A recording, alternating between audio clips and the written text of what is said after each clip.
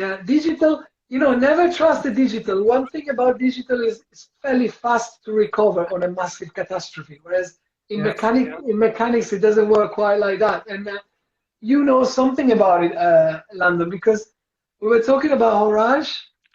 Now I will have to do a little intro because our previous 5 minutes live will be lost because something happened. But Landon is partner at Horage. Horage is the brand that is responsible for setting up one of the most effective, especially for on the side of watch lovers, mechanical watchmaking.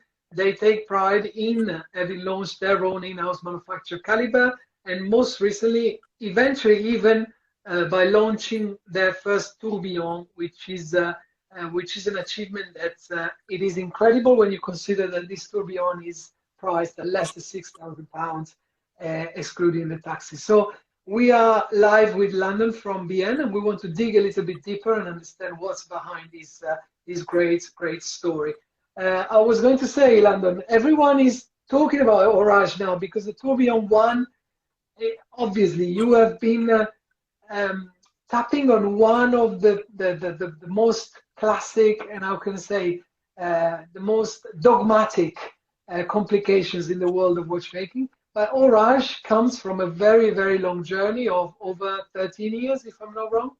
Yeah, that's correct. Yeah, so Andy and Sue, they founded the company in 2008. And immediately after that founding, it became very apparent that supply to movements could be challenging. And so we began down the road of developing movements. That was the K1 back then, and that took about 7 years to develop. And it turned into now a K2, a microrotor movement. And in the middle of that K2 microrotor development, a tourbillon came to light. And that's where we are here today. Absolutely. So it went far beyond the simple idea of doing what the others are doing and try to do it more effectively in terms of price, so cheaper. Yeah. Really, you've gone a long way, and you've taken the whole thing to the extremes, because when you talk micro rotor as well, it's something that some of the most prestigious established brands take great pride in having in their portfolio. From your point of view, what happened to make that happen? Was it the fact that in these 13 years you have accumulated so much knowledge, then you found yourself in a position of creating economies of scales or industrial synergies? What was the trick, and what was the motivation to get to the concept where you are now? The trick was investing in engineering, in an engineering team. I mean, a lot of people who get into the watchmaking space believe that a machine is going to create movements. Really, it's the brains. It's investment in engineering, and then after that investment and looking at the tools, the suppliers to help you achieve those developments. So we've invested heavily in engineering, and the engineering has just sort of spiraled. It's just continued to grow. We learned a lot from K1. There was a lot of ups and downs. Movement making there's no magic wand. There's no secret recipe. It's hard stuff. And so we learned which components work, how to optimize those, and then to set us up for future developments. Initially, it was only going to be one movement, but it turned into a multiple movement development for us. So was the in-house a plan that you developed as you were going down the lane of independence? Or what was it something that you've been convinced to go for later on? The idea was to be independent, to be an independent movement maker, possibly supply groups into the future, but it just sort of spiraled into Horage being the test bed for these movements. When you make them, you have to de-risk these products, and a brand that's already established isn't going to take a risk with a new movement. So utilizing Horage and bringing products to market and de-risking things over time was imperative. And now we're 13 years into the production, and all these components are heavily de-risked, and we're able to then take what we've learned in the past and add on top of that and create things like microrotors and tourbillons. Yeah, because there is a difference, Landon. I mean, there are not very many, but there are a few manufacturers that can produce in-house, and there are several artisanal manufacturers that do produce in-house. Your challenge went a little bit beyond.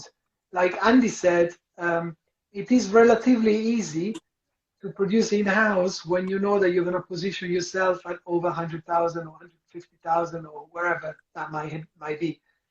But his and your challenge was, and the brand's challenge from the beginning was to keep on a very, very competitive price positioning.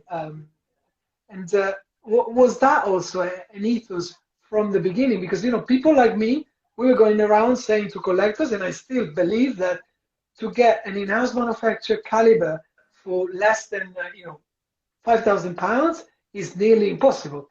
And now I have to make an exception. I have to say, except if we're talking about Horage. So was that the plan from the beginning, and why? What was the ethos behind this? Yeah, I mean, Andy always says, this is his line, cost comes from not knowing. If you know the cost, your internal cost, you know the cost of your suppliers, your partners, and you equate for a fair margin, then you can do things like this. What happens is, obviously, what is in-house today? It's even if you're doing things in-house, whether it's engineering or doing T0 or doing some production, even the larger groups, everybody still relies on some supplier network. And understanding what those costs are, what the minimums are, and be able to come away with a fair margin, bring something to the market is important. Looking at what's been already established in the market from other brands as far as cost-wise, I don't think it's the right way to go. Looking at what your consumer base is going to be looking at, what they demand, is very important. And yeah, there was, for sure, I think some brands, they might want to mark up and play in a higher margin space, but we just are realistic and understand where our positioning is and what is fair and where our costs are, and that's why we're able to position ourselves in the price point that we're at. Yeah. You have basically, as I understand it, also you've been really clever, of course, in this control of costs and in taking responsibility for every phase of the production, which gives you the control of deciding which kind of margins you want to work on, without going too much in details about that. But yeah, you have created a model of industrial manufacturing of high quality that serves other brands, serves yourself. So in the end, there are economies of scales that, together with common sense of not using distribution networks and sometimes not even retailers, although of course we are privileged to be one of the few official retailers. This is what has taken you to challenge what was given as a dogma before in watchmaking. Are you surprised by the feedback you had so far? Yep, very surprised. It's when you start these developments, you're not quite sure how things are going to be taken in the community. And we've, through K1 development over the years, we've grown a pretty core group of individuals, of super in-depth enthusiasts that really understand what we're doing and what we're about. And they've been our core. And more recently, we've gotten some more media exposure and more people are waking up to who we are and what we're doing. The reason being is that most companies, first, they invest heavy on the front end in marketing, in telling stories and portraying this illusion of watchmaking. Our investment has been in engineering and in watchmaking. And until I came along, there really wasn't much in the way of marketing at Horage, because every single dollar, every single cent went into that movement development. And some have said you should market more. If we would have marketed more at that time, people would have got a less good product. And ultimately, the most important thing is to deliver something to the enthusiast that is very, very good. And then afterwards, be able to tell it. So I'm happy that we're able to be with you today and to chat over Instagram and be able to have some coverage in different media groups to finally bring our story to light. Absolutely. And well done for starting from Scottish watches, because that's always a great. That was a start. Great that was a start. Yeah. Absolutely.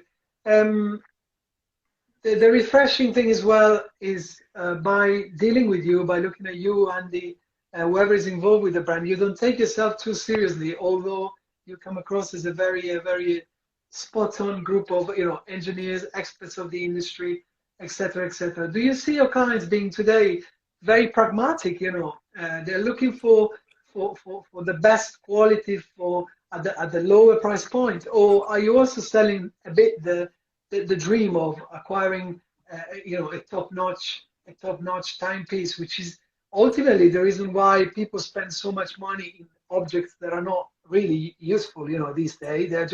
They give us pleasure, but they're not useful anymore. Yeah, no, what we want to do is deliver top-notch, super well-engineered products, watches for the enthusiast, and at a very fair price. That's the number one thing. And you walk into our engineering firm, and it is a super dedicated group of individuals. I mean, we have 7 engineers. Most watch a microbrand. Going back to the microbrand story, are you a microbrand or an independent? Many microbrands. Yeah, that was Johnny's question. Exactly. And he had that question, and it's very expensive to start a watch company. It's very cost intensive, and so even bringing on a first watchmaker for a microbrand is extremely challenging.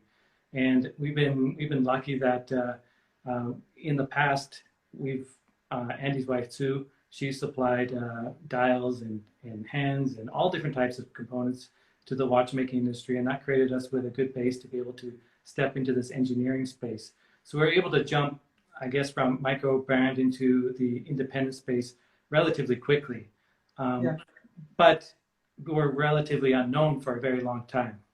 Yeah, and leveraging on a sound industrial platform that you've built across the years. So now you're one of those powerhouses that controls every phase of the production. You're in the position of supplying any possible other brands on the market, which was one of the holy grails. There are so many things that dogmatically can be moved in the Swiss watch industry, such as the mainsprings, the other components of the escapements and the escapement wheel, etc., etc.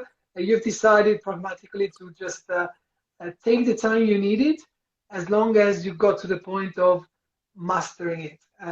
Is that what happened? You were learning every day, basically. Yeah, well, I wouldn't say we were learning every day, because the architecture of K1, K2, Tourbillon is not based on any other architecture.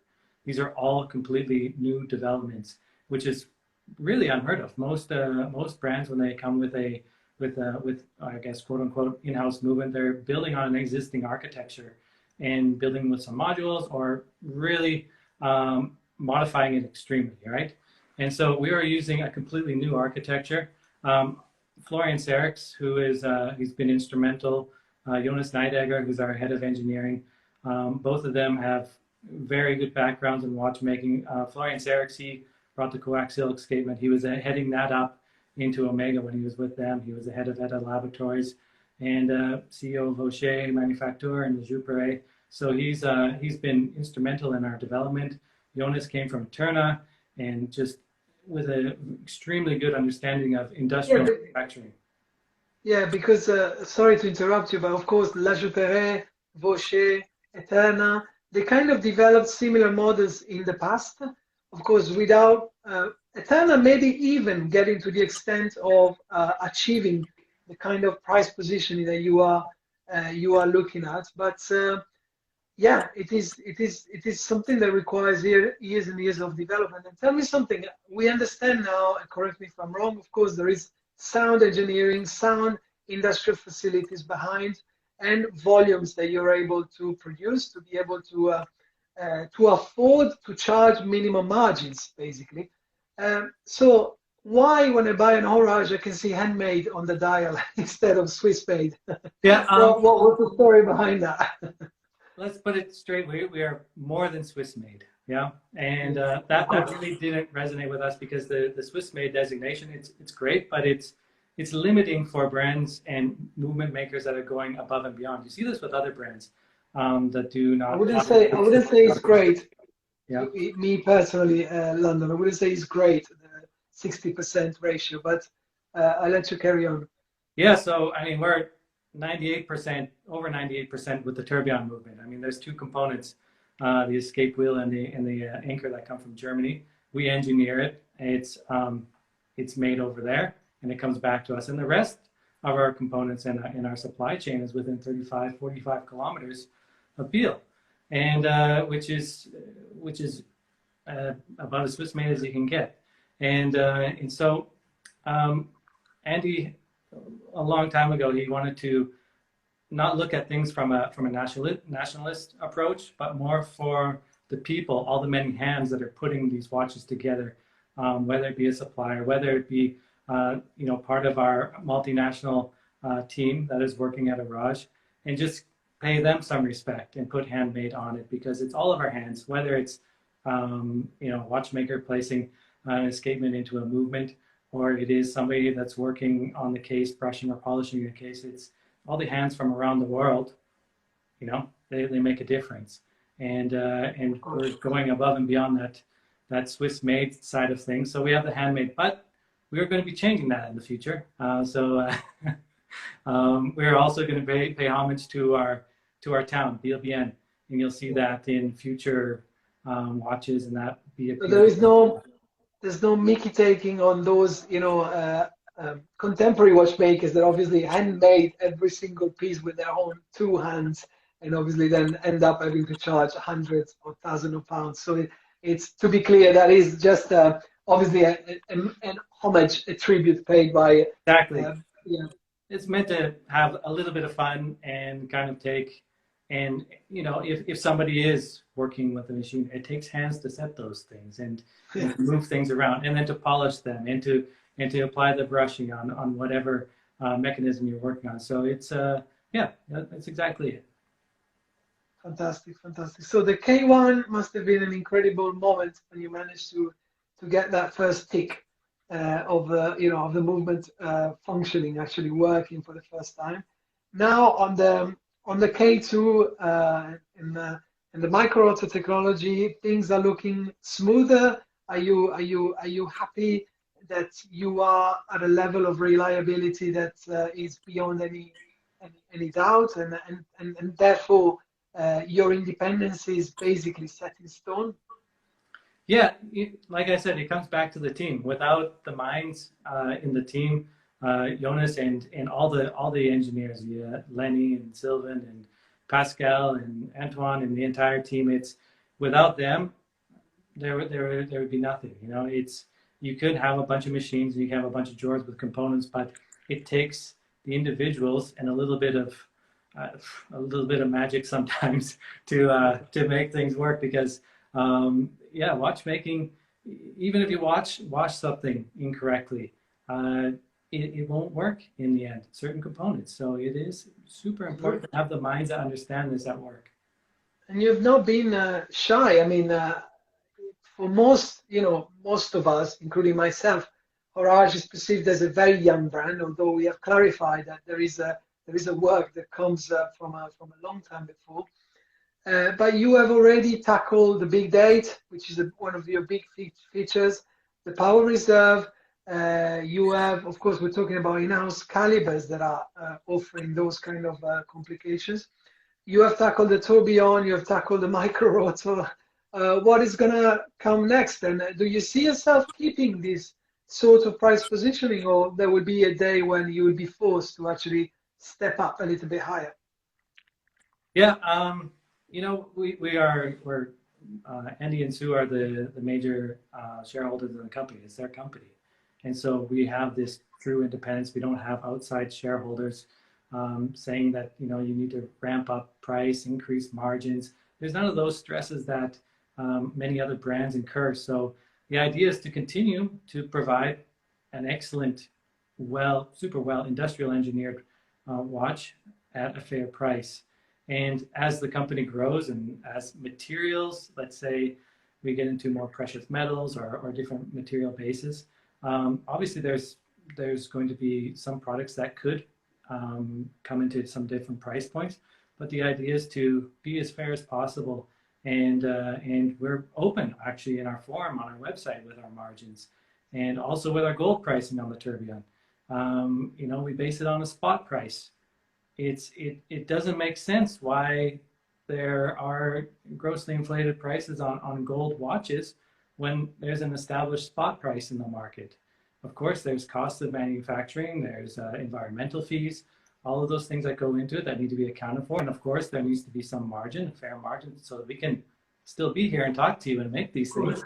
But it doesn't need to be astronomical. And that's the whole ethos. And I think we are on the right track. We can see it with the Tourbillon. We've turned on a lot of enthusiasts to what we're doing. We've proven it. There's a lot of watches already on wrists. And we're just super excited about what the future holds, especially as we move beyond Tourbillon into K2 and the exciting watches that will come from that platform. Absolutely, absolutely. And if we can mention another aspect, what is dearer to the organization to play a role in how can I say, in differentiating the industry from the monopolies and the cartels that have been formed across the years. So to become an alternative supplier of a number of brands that already you are supplying, or Horage is definitely the king project, and you're going to put all the energies there, or as you're going to tell me, they're both important because they go hand in hand. They're both important, I think, yeah. And the idea is that Horage, as going back to the beginning of the conversation, was initially to de-risk K1 many years ago, and to at least have a watch that we could get onto wrist, because you can make these movements, you can test them in the laboratory, but you don't know how it's going to perform until it arrives on somebody's wrist. They're wearing it day to day. The day-to-day environment for everybody is different, and so that really is a test of a movement. So that was the important part for Horage. And today, we're being approached constantly by different brands looking for for movement support or inquiries and this and that. So we are exploring that side of things, but Horage will always be the brand that will bring the new and exciting things into the marketplace for our enthusiasts. Yeah, yeah, and I imagine there's no point for me to ask you which are the brands you're supplying at the moment, because those brands have not made it public that they purchase the movements from you. Well, it's we're not selling movements to anybody. What we offer is something that we call hosted manufacturing, and hosted manufacturing enables brands to come and work with us to understand movement production, movement engineering, and to help de-risk their future movement production. So it's really more of an intellectual or IP like a consultancy. Consultancy, yeah, exactly. OEM is in our space. That is not where we're interested in. And although many brands, it would be ideal for them to just get a cheap movement and just and for things just to go out the door. And so those economies of scale we were talking about, from having spot on industrialized your processes, they simply come from those consultancies rather than on volumes that you're actually producing on those. Exactly. Yeah. So this is still relatively a new thing for us in that space. We have our engineering firm that's called THE Plus, and so this separates our engineering from our brand Horage, and so that we can work with various individuals and groups and help them out with movement development if they do come to us and want to work with us on that level. So it's a little bit different than just being OEM supplier. Very, and it's more organic, I guess, as well, in terms of again, how can I say, challenging those monopolies that have been the rule for so many years in our industry. Very interesting. And so going on the story of the day, because now everybody's talking about Horage. Of course, you've made a lot of noise with this Tourbillon One. Why? Because Tourbillon is something that has always been sold as a massive achievement in mechanical watchmaking that only a few brands could have mastered, and only at a certain price. So my first question would be, and well done, we've watched the video on Watchfinder, fantastic video that really helped a lot of us to understand more about the project, and we have the pleasure of having the watch here with us, so we're gonna create some content later on as well. It would be a great pleasure. But First question would be, so what was the intention when you decided, okay, we're gonna do a tourbillon and we're gonna do what? Yeah, so it was actually Andy's wife, Sue. It was her idea. She said, the watchmaking community, our community, seems like they would really like a tourbillon. We should really try this out. And so at the time we went and we talked to Le Joupre, because at that time Florian Serix, who's helped us on many engineering products, was CEO. And we started working with them, and we were going to bring this one-time tourbillon to market for our community. And in the end, COVID happened. There was also a change of management. Florian had left Le Joupre, and there's new management in there. And it just didn't continue forward because we weren't going to be offered movements anymore. So we were basically left in the situation where we had to do it ourselves. And it was a very, very challenging time for us at that time to make that decision. Because you can confirm that tourbillons are actually hard to make. It's not because of your price point that all of a sudden yes. It becomes easy to make. Yeah, well, the saving grace is that we have K1 and K2, and those are the platforms that helped us. For the most part, we worked on most of the components with those, and then we obviously fine-tuned things for Tourbillon One, and we obviously had to make a tourbillon cage, and so our team got to work on that and developed a completely new tourbillon cage, along with optimizing gear geometry, silicone escapement, and a bunch of other things within there. But for the most part, our saving grace was having a de-risk K1 and K2 platform to help us move into the tourbillon realm in a really short amount of time. Within 8 months, 7-8 months, we were able to go directly from the drawing board into production. And you decided to kind of propose it to the market I wouldn't say in a like public funding kind of way, but in an open subscription kind of way, which is what I really like, as a watch lover. Extended subscriptions where you're not forced by a brand to just wake up at 2 o'clock at night with 4 credit cards on the table to make sure that you catch that exact moment where the watch you're dreaming about will finally become yours. But you've given people the possibility to think about it, to study, to understand, and then to make a decision, which I think is a very clever thing. And I let you tell us what the results of this process is, because I think you've gone far beyond expectations with the results of the sales. Yeah, so it's been an open. It was something that was only supposed to be 6 or 7 month project, and here we are. We're nearly a year and a half. It's been into the project. It's going to go September 1st will be a year and a half, and so it's been a single edition. So it's only what we are producing, or whatever's taken on order. So there's nothing going to be in stock afterwards. So it's a single edition, and we've taken everybody on the development journey. We've taken them through all the ups and downs, all the hurdles, the obstacles, and we've been very transparent, whether it's on YouTube or in our own forum on our website. And we've given everybody the time to be able to digest and absorb this project, because a newer brand or an unheard of, let me say, a lightly marketed brand in the market, coming with a story like ours, it takes time for people to absorb and to say, look into the details. Are they really doing what they say they're doing?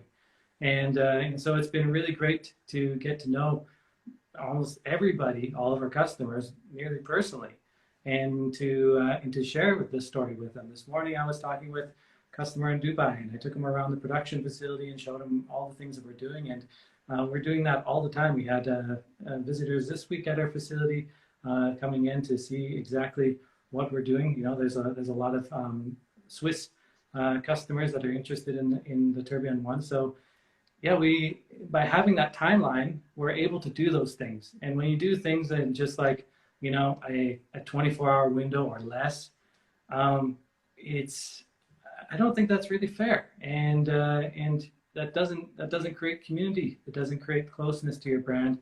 It creates, I guess, a false sense of exclusivity.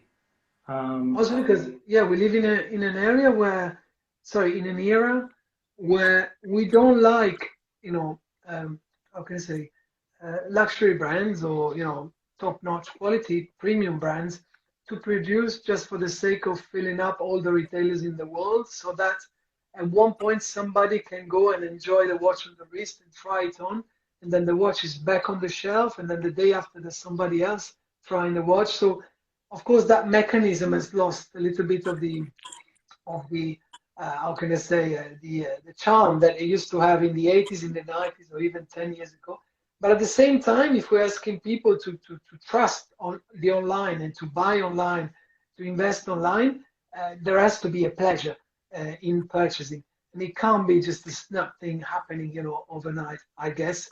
And this is what you have ensured, because you've been producing contents constantly and you've prepared people very nicely, to the time of the purchase. And so what are the final numbers, Landon, if you could say anything about we're not at the finish line yet, but we're getting probably close to the 200 number right now with the number of tourbillons that are sold. So it's still very, very limited and exclusive when you compare it to other projects in the market that are limited editions. And so it's for the enthusiasts that have supported us. I'm really happy that we're able to do that for them, and for them to have a rare piece of watchmaking history, because it's not every day that this type of a story or this type of a journey comes up. It's absolutely. Was it because we've said, as an industrial engineered manufacturer, how can I say, bigger volumes are gonna help your economies of scale. But on a piece like the Tourbillon, had you sold 1,500 pieces, would you have put a cap before, or would you have just let it go for as many as would have come in terms of orders? Yeah, I mean, you never know how these things are going to go, and so yeah. Of course we would have done a cap. We would have capped it at some point, but just with a single one and with a first edition. But we also were cognizant that we're still relatively unknown in the market. We're known amongst industry in our pedigree as movement makers, but to the watch community, the enthusiasts, the collectors, the hobbyists, we're still relatively unknown. So we are, I guess, we're realistic that it was going to still be a very exclusive offering, and just doing, just focusing on only limited editions, the exclusive collections, isn't really in our ethos either. We like to create those things, but we also want to enable as many as the watch community as possible to have access to a tourbillon, because at this price, without creating overproduction, which is ultimately the thing exactly. that destroys the desire and the brand in general. Yeah, we want to avoid that gray market situation as much as possible. It's working with you and working with and also working in a direct sense as well. We're able to get to know each and every one of our customers very, very well, and also we're not overproducing and not having to discount or put things into other markets, and hopefully things disappear. That's never been our philosophy, and it never will. And so that's so producing on demand, I think, is really the right thing to do. Yeah. So you were looking, and by the look of things, you have achieved that very nice balance between creating the demand but not upsetting the demand, making your product become unachievable or unattainable, if you like, which is also another slight problem we're seeing on the market, of course, of powerful marketing, hyping certain products that you then would need 3, 4, 5, 6, 7 years to then attain, which is something that is eroding the patience and the confidence and the trust of some of the collectors in the market. Yeah, correct. Yeah, that's there's no reason for this this falsification of is that even a word, of exclusivity in that or limited quantities or movement supply and these types of things, because it's I mean, people can either go to, there's a lot of different movement suppliers in the space that are happy to supply watchmakers, and so we're just happy to make a very well engineered watch at a great price, and to bring it to a community and the amount of community that would like to have that on their wrist. Fantastic, London. I didn't realize we have already taken the best part of an hour, and it's been an absolute pleasure. But I take this as a beginning, because we have become recently Horage official retailers, and we're obviously honored to be called that. And so we will multiply our efforts and the content making related to Horage in particular in the future. We're hoping to bring you also one of the founders, Andy, soon online, and of course we'll keep you up to date with all the new launches and all the new projects coming up. But I'm sure London will see you also very soon, hopefully, so you can let us know how the Tourbillon One subscription has ended up in the end. And I was going to wish you good luck, but by the sound of it, you don't need any luck at the moment. You are well stable on the success that you have deservedly achieved. And I hope to be able to visit your premises soon as well, and maybe bring some of our collectors with me. Yeah, by all means, the door's always open, even for anybody that's in the chat here and who's watched the video now or later on. They just need to reach out to us, and they can come and visit us, see how we're making our watches, meet with our engineers, the watchmakers, and we'll be happy to show them around. And it's great to have a UK presence with you, and it's nice to be able to bring customers. I mean, COVID has made things challenging for people to get around and to see things. People are doing the best they can with digital communication, but it's nice when people say, I really am interested in that watch, and I can send them directly to you, and you take care of them. So I really am appreciative of it. There are a lot of retailers in the world, but the great ones are hard to find, and I'm glad we found you. Yeah. Thank you very much, London. That's very kind. And I should remind the UK viewers that, yes, we do have a Horage collection here with us. And we receive by appointment at the Landon Club in Mayfair, or here in Leicester in our headquarters. So if you wish to see the watches in person, one of our team will be available to do that. Because really, I think it really clicks with Horage when you see the pieces in reality, because before that, there's always one little devil in your head telling, kind of whispering, is that possible? Is that possible? And actually, yeah, it is possible. Thank you, London. You have a great weekend, and I'll be in Geneva next week. This interview will be kept on our Instagram TV. We always get massive traffic afterwards. Of course, we don't expect all our viewers to be available at the same time for our live broadcasts, but it's good to see that everyone is catching up later on. And so this content will be available there and on our YouTube channel as well. Thank you, London. And London, if you want to also mention, I forgot to mention, but there is an important launch in a few days as well. Is there anything you can anticipate on that one? Yeah, it's well, we'll be wrapping up Tourbillon, and then we'll have some exciting news coming after that.